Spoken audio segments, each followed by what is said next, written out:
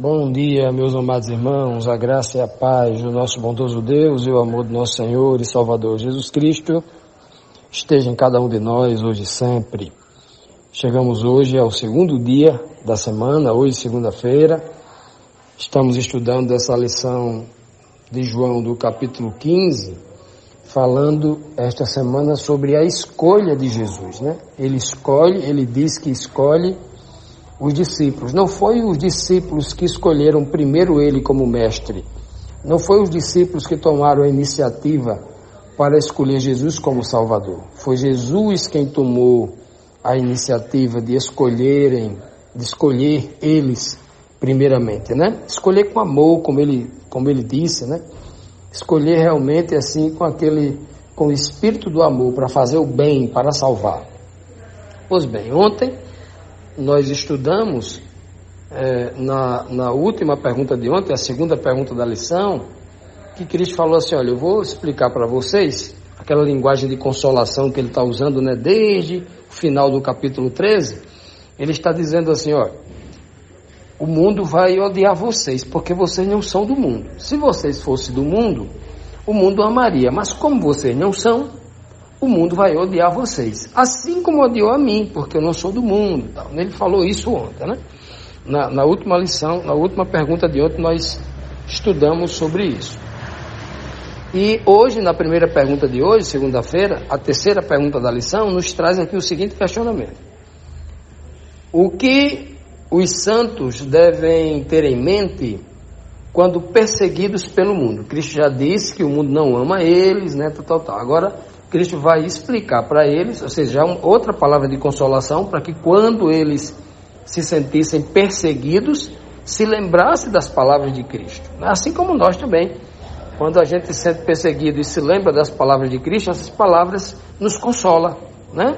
E nos dá força para seguir. Pois bem, então, o que eles deveriam ter em mente? Nunca esquecer daquelas palavras de Cristo quando tivessem sofrendo as perseguições do mundo por causa da verdade, por causa de Cristo, por causa da obra de Cristo, por causa das palavras de Cristo, por causa da obra como um todo, né? Vamos ver. O versículo aqui é o versículo 20 agora, capítulo 15, verso 20, que diz assim: Lembrai-vos da palavra que eu vos disse, não é o servo maior do que o seu senhor. Se a mim me perseguiram, também vos perseguirão a vós. Se guardaram a minha palavra, também guardarão a vossa. Olha que maravilha, né? Veja que a palavra de Cristo, ela é maravilhosa, não é? Porque ela nesse momento, ela não só consola os discípulos, mas também tem uma palavra aqui de exortação, né? Uma palavra de exortação muito, muito clara em relação às perseguições que os discípulos iriam passar. A primeira coisa que ele diz aqui é, preste atenção. Qual é a regra? O servo não é maior do que o seu senhor. Eu sou o senhor de vocês, vocês não são maiores do que eu. É isso que ele está dizendo. Ora, se o mundo perseguiu a mim, que sou o Senhor, imagine vocês que são meus servos. Se eu, como Senhor, tive esse tipo de sofrimento, então isso deve servir de consolação para vocês, quando vocês estiverem sofrendo. Assim, olha, Jesus muito superior, né, infinitamente superior a nós, em autoridade, tudo aquilo que o Pai me investiu, sofreu o que sofreu, por que é que agora eu vou reclamar porque eu estou sofrendo um pouco, né? Quando eu, como servo, deveria sofrer muito mais. Essa é a regra do mundo, essa é a regra que o pecado trouxe para o planeta, né? Essa foi a regra. O menor sempre não sofre mais? Pois é o que Cristo está dizendo aqui. Vocês estão acostumados com isso. Vocês estão acostumados com isso. Essa é a regra do mundo, né? Ele diz com toda clareza aqui, olha, lembrem-se, e ele sempre está dizendo, lembrai-vos da palavra. E como é que a gente vai lembrar das palavras? Cristo não confiaria, como o homem não pode confiar na sua própria memória, né? Não. A Bíblia diz que o Espírito vos fará lembrar de tudo aquilo que eu vos tenho dito.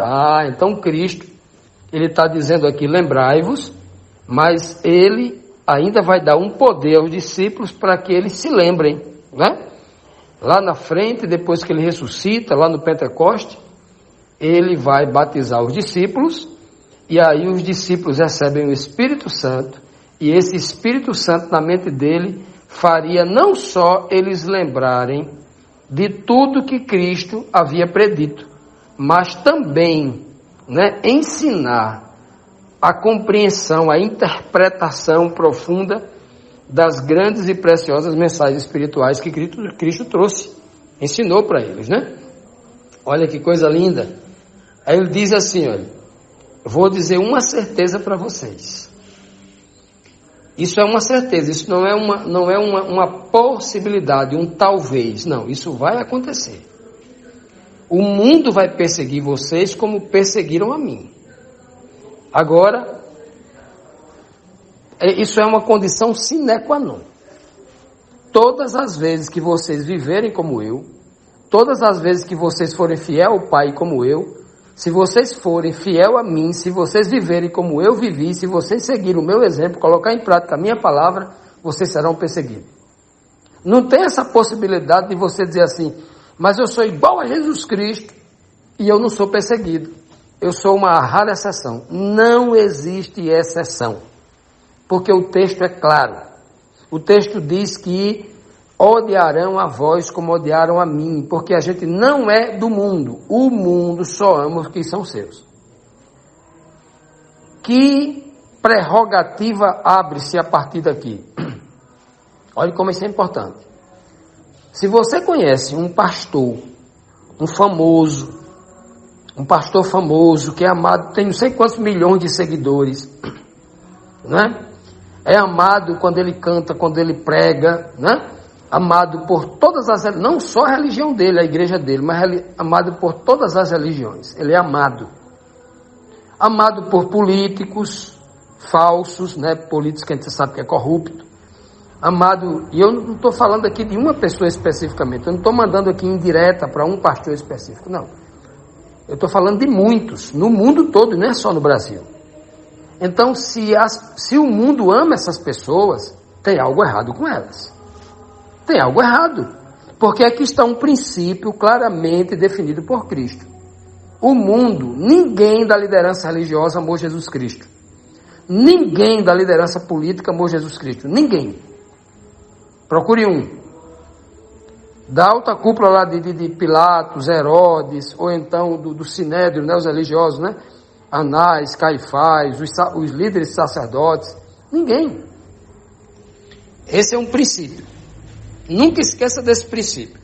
Agora, sabe qual é a beleza aqui? Que Cristo consola, isso é o grande consolo da fala da igreja aqui. Ora, a regra é verdadeira, na alegria e na dor e na alegria, né? Na saúde e na doença. Olha, se o mundo me persegue, vai perseguir vocês, olha qual é a beleza, que o mundo também escutou a minha voz e acreditou nela. Vão escutar a voz de vocês também. Vão acreditar na pregação de vocês também. E essa é a beleza da regra. Porque Jesus Cristo não está aqui para falar só de sofrimento, está aqui para falar de vitória, de gozo, de refrigério, de regozijo. Olha que lindo. E essa é a grande, né? Aqui está a beleza das palavras que Cristo, as palavras consoladoras de Cristo para os apóstolos e para a igreja de hoje. Então, nós nunca devemos esquecer dessas palavras. Se a gente viver como Cristo, a gente vai ser perseguido pelo mundo. Mas muita gente vão ouvir a palavra da verdade que Cristo está conduzindo a nossa língua, a nossa boca, o nosso entendimento para ensinar as pessoas. Vamos então, amados, agora para a segunda pergunta que nos diz assim: por qual razão espiritual os santos serão perseguidos pelo mundo? Veja que a perseguição, ela tem uma razão espiritual. Essa pergunta é importante porque ela traz à baila ela traz à tona algo específico da profecia. Existe uma razão. Tem muitos pregadores, muitos ensinadores que têm trazido aí, apresentado uma razão política, razões sociais, razões de estratégias de governo, né? Mas é verdade que em algumas estratégias políticas de governo tem o dedo da religião? Tem, pode ter. Mas tem muitas estratégias políticas que alguns, intérpretes das Escrituras têm apresentado como uma perseguição que se enquadra com essa profecia. E não é. Muito cuidado com isso, porque tem muita gente confundida a questão social e aí tirando o povo da igreja para ingressá-los em partidos políticos, em ideologias políticas, saindo completamente da fé. Muito cuidado com isso. Pois bem, a pergunta aqui, por qual razão espiritual os santos serão perseguidos pelo mundo? Olha a razão espiritual qual é. O verso agora é o verso 21 que diz assim: mas tudo isto vos farão, perseguirão a vós, maltratarão a vós, por causa do meu nome, porque não conhecem aquele que me enviou. E aqui eu quero abrir mais um parêntese, para que falar do perigo daqueles que, quando leem esse texto, se apegam à letra morta. Serão perseguidos por causa do meu nome, por causa do nome gramatical, por causa da letra morta, nome. Tem muita gente, quando lê esse texto aqui, não consegue perceber que nome não é aquela discussão gramatical, aquela discussão da letra morta que existe na internet hoje. Jesus não é Jesus. Você não pode dizer a palavra Jesus, que quer dizer Deus porco. Tem nada a ver com Deus porco, Inclusive a gramática nem cita porco no nome. No nome Jesus não tem as letras corretas, A letra Shin e a letra Sim. Não cabe o termo porco, Jesus porco. O SUS não cabe a porco. Só os ignorantes aí que, metido a entendedores da palavra, cometem esse erro crasso, Mas tem gente assim na internet discutindo a letra morta, discutindo a gramática, quando não há nenhum verso em toda a Bíblia, o Senhor dizendo: pronuncie meu nome corretamente. O nome não pode ser traduzido para outra, tem que falar em original, tem que ser em hebraico, tem que ser em aramaico, tem que ser... Lugar nenhum tem escrito isso, mas as pessoas têm entendido assim, infelizmente, guiados por movimentos ideológicos, instituições religiosas. Esquece que é um discurso de uma instituição querendo privilegiar a sua língua, querendo privilegiar a sua etnia, a sua nação, em detrimento da verdade que Cristo falou.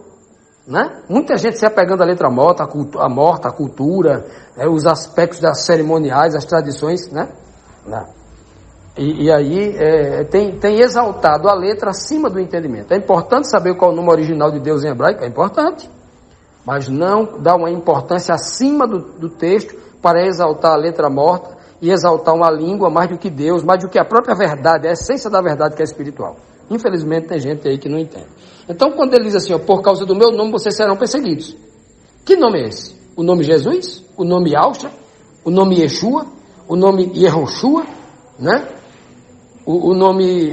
os nomes são tantas variações que eles inventaram aí do nome, sem importância nenhuma para a palavra. O que é importante no nome Yeshua é o significado. Yahvé salva. Yahvé salva através dele. Essa é a grande mensagem do nome, não tem outra. E não uma pronúncia gramatical. Tem gente aí bobinho aí, infelizmente. Desculpe aqui o meu é quase um desabafo, mas tem tanta gente com a mente pequena, teólogo alienado por essa teologia moderna fajuta, pobre, seca, sem vida, presa à letra morta e não entende a mensagem. A grande prova que ele não está falando que nome aqui é cartoral, nome é uma pronúncia, nome era uma escrita, pelo que vem no texto seguinte. Olha o que diz o texto seguinte: porque não conhece aquele que me enviou. Eita, são perseguidos por quê? Por causa da palavra ou por causa, porque não conhece a Deus que enviou a Cristo? Tem algo, olha só, olha o que significa nome nesse contexto aqui. Tem a ver com a missão que aquele que enviou deu para Cristo. Tem a ver com a obra que aquele, o Pai, com a obra que ele deu para Cristo fazer, porque nome está intrinsecamente ligado com reputação, com aquilo que eu faço. Eu sou aquilo que eu faço. Veja que em toda a Bíblia, quando o texto quer exaltar Deus, o Pai, Yahvé, quando a Bíblia quer exaltá-lo, diga, é aquele que fez, o Criador, aquele que criou. Então a Bíblia sempre identifica, mostrando que o nome dele está vinculado àquilo que ele faz, a obra, o grande nome, a sua reputação. Essa é a grande beleza da revelação por trás da palavra morta nome. Infelizmente, poucas pessoas têm enxergado isso. Algumas pessoas honestas têm enxergado, inclusive na língua hebraica, os rabinos têm entendido isso. Pois bem, vamos lá. Então, quando Cristo diz, por causa do meu nome, porque não conhece aquele que me enviou. Deus, o Pai, deu uma obra para Jesus Cristo fazer, que ele não deu mais a ninguém. Imagine que o seu pai diga assim, meu filho, você acabou de se formar em arquitetura. Então, eu sou o homem mais poderoso do mundo, né? O homem mais rico do mundo, e eu vou lhe dar um projeto para você fazer. Eu vou dar todo o dinheiro do mundo que você precisar para fazer um prédio, um edifício, uma construção, a ponte mais alta do mundo, a ponte mais longa do mundo, uma cidade aquática dentro do mar, um Atlântida perdida, vai reconstruir dentro do mar, para que daqui a 1 milênio o seu nome esteja na história, como o maior arquiteto. Você vai realizar uma obra que o seu nome vai ser eternizado como o pai da arquitetura. As pessoas que estudarem você daqui a 2 milênios, arquitetos, vão citar o seu nome. Então, eu vou lhe dar uma obra e os recursos, a autoridade para você fazer, para que o seu nome entre para a história. O projeto é seu, faça. Pronto. Isso o pai está dando nome ao filho por causa de quê? Da obra que ele mandou o filho fazer. É aí que se constrói o nome. Se você chegar numa rua onde mora 5 Paulos, né? Vários Paulos na rua, e você chegar ao povo, onde é que mora Paulo aqui? Aí o povo vai perguntar, que Paulo? O pedreiro, o eletricista, o advogado, o policial, né? Ou aquele bandido que vai assaltando? Ele vai perguntar. O nome, o nome da pessoa, né? Está intrinsecamente ligado ao que ele faz. O que ele é está intrinsecamente ligado ao que ele faz, né? Pois bem, então, quando Cristo diz aqui que é por causa do seu nome, é por causa da obra que ele fez, que o Pai lhe deu a fazer. Eles não conhecem o Pai, o que o Pai fez com Cristo e o que Cristo fez. Eles não conhecem. Porque se eles conhecessem o tamanho do amor de Cristo, o que ele fez aqui para a terra, se eles conhecessem o que Deus fez, abriu mão do seu único filho unigênito para mandar aqui na terra, para morrer em nosso lugar, se eles conhecessem, eu tenho certeza que a pessoa que conhece o amor de Deus, o amor de Cristo, não vai perseguir alguém que está fazendo a vontade de Deus. Só quem não conhece. Por isso que a Bíblia diz, a vida eterna é essa, que te conheçam. Paulo vai dizer mais de 10 vezes, o conhecimento de Deus, apresentando como suprassumo, como mais alto grau da busca do homem aqui na terra, o conhecimento de Deus na pessoa de Cristo, né? Olha que maravilha. Então, meus amados, que nós possamos receber essas palavras de Cristo como palavras consoladoras e buscar o conhecimento dele, buscar esse consolo através da sua palavra, a obediência, porque mesmo em meio à perseguição, em meio às dificuldades, essas palavras, pelo Espírito de Cristo, relembradas em nossa mente, nos dará força e poder, nos dará consolação e refrigério diante das dificuldades. Em nome de Jesus.